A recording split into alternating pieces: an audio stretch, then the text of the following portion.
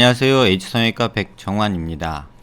오늘 설명드릴 내용은 안면 윤곽 수술 후에 특히 이제 가장 많이 시행되는 사각턱 절제술 후에 많은 환자분들이 부작용을 의심하시면서 질문 주시는 내용입니다.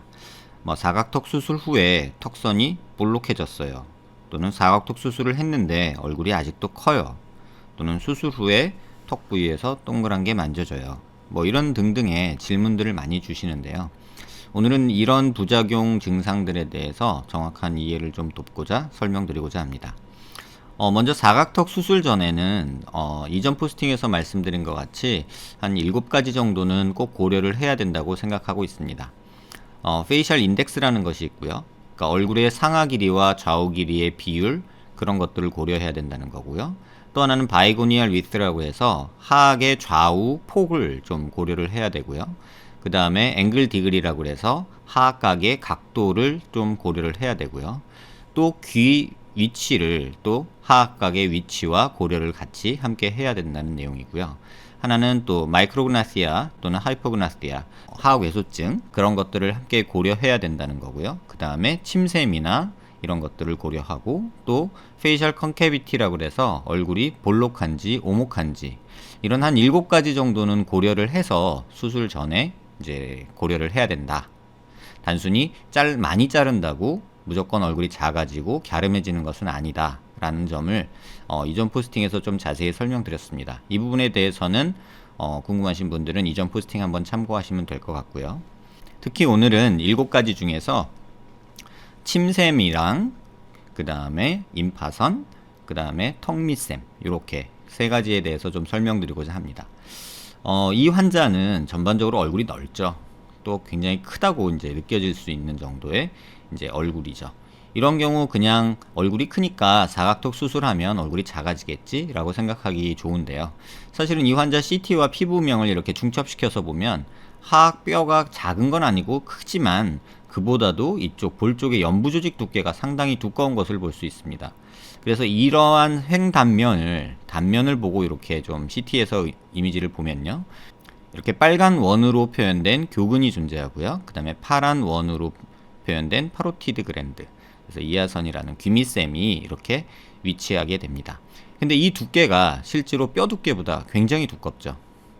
대략 한 1cm 이상이 된다고 보는데요. 또 이러한 환자에서 얼굴 폭을 줄이겠다고 과도하게 피질골 절제를 하는 경우가 있는데, 실제로 피질골 절제를 해봤자 얻어지는 두께는 2-3mm가 채 되지 않습니다. 그런데 이렇게 교근 두께나 침샘 두께가 이렇게 1cm 이상 되는 경우, 이런 경우에는 사각턱 절제술을 해도 큰 효과가 없죠. 조금 모식도로 보시면요, 이렇게 뼈의 두께가 있어서 잘라준다 라고 했을 때 갸름해지는 양이 이제 많이 자르면 갸름해지겠지라고 생각하기 좋은데, 실제로 이 교근 두께와 이 귀밑샘, 이 침샘 두께가 이렇게 함께 더해져서 겉으로 표현되기 때문에 무조건 많이 자른다고 얼굴이 좋아지지 않습니다. 그래서 많은 분들이 수술 후에 많은 기대를 가지고 얼굴을 보는데 실제로 수술 전과 좌우폭이 별로 변화가 없다라고 느끼는 경우가 많은데요. 그 이유 중에 하나는 하악각은 이렇게 잘리지만 실제로 표현되는, 피부 밖으로 표현되는 것은 이렇게 귀밑샘하고 이렇게 교근의 두께가 함께 더해져서 표현되기 때문에 효과가 좀 떨어진다고 볼 수 있죠. 그래서 이러한 경우에 있어서는 연부 조직 두께도 한꺼번에 체크를 해야 되기 때문에 수술 전에 꼭 고려를 해야 된다고 생각합니다. 또 한 가지의 경우는요, 하악각을 많이 자르고 나면 이렇게 하악이 갸름해지는 것들은 있지만 약간 개떡 가까운 이렇게 좀 과절제 비슷하게 많이 자른 경우에는 이렇게 목선에서 볼록한 부분이 나타나게 됩니다. 만져보면 대충 대추씨에서 밤알 정도, 대추알 정도에서 밤알 정도 사이즈로 만져지는데요. 이러한 부분이 있어서 왜 볼록해졌지, 이게 뭘까요? 라고 이제 질문 주시는 분들이 있는데, 하악 하연에, 하악 체부 쪽 아래쪽에 턱 밑샘이라고 해서 혀 밑바닥으로 침이 나오는 그런 침샘이 또 하나 존재를 합니다. 그래서 많이 잘린 경우 이렇게 턱 밑샘이 이렇게 볼록하게 이렇게 표현되는 경우도 존재하죠. 그래서 모식도로 보시면 이렇게 하악 아래쪽에 이렇게 턱 밑샘이 위치하는데, 고개를 들어서 보면 이렇게 대추알 또는 밤알만하게 이렇게 존재를 하죠. 결코 작은 사이즈는 아닌데요. 이렇게 하악을 많이 자르다 보면 이 턱밑샘이 밖으로 노출돼서 이 사진처럼 이렇게 볼록한 느낌이 나타날 수 있습니다. 또 하나 보셔야 될 거는 이렇게 얼굴 쪽에는 임파선이 굉장히 많이 분포를 하는데, 혈관을 따라서 이제 페이셜 아터리 따라서 존재하는 임파선이 있고, 또 이렇게 귀 뒤쪽에 이렇게 경동맥 쪽을 따라서 이렇게 존재하는 임파선이 굉장히 많이 존재를 합니다. 그래서 이것만 좀 따로 보면요, 이렇게 페이셜 아트리 베인을 따라서 돌아가는 분포하는 임파선이 존재를 하고요. 또 요 귀 밑각 있는 쪽에 이렇게 임파선이 많이 존재를 하죠. 근데 임파선이라는 게 이제 의학적으로는 면역 반응이 일어났을 때 이제 척후병이라고 해서 가장 먼저 균 같은 외부 자극에 대해서 이제 반응을 하는 거죠. 근데 정상적으로 감기 걸렸을 때만 해도 이렇게 임파선이 부을 수도 있고요. 또 특별한 원인이 없이 피곤하기만 해도 이렇게 임파선이 이렇게 부을 수도 있습니다. 그래서 조직 검사를 보내보면 비나인 하이퍼플라지아라고 해서 그냥 양성 임파선 증대 이런 식으로 표현하기도 하는데, 원인은 명확하지 않지만 여러 가지 정상적으로 우리가 작아졌다 커졌다 하는 게 임파선입니다. 이 환자 같은 경우는 사각턱 재건수를 받은 환자인데요. 수술 전에 이렇게 하악각이 없던 상태에서 수술 후 6개월 모습입니다.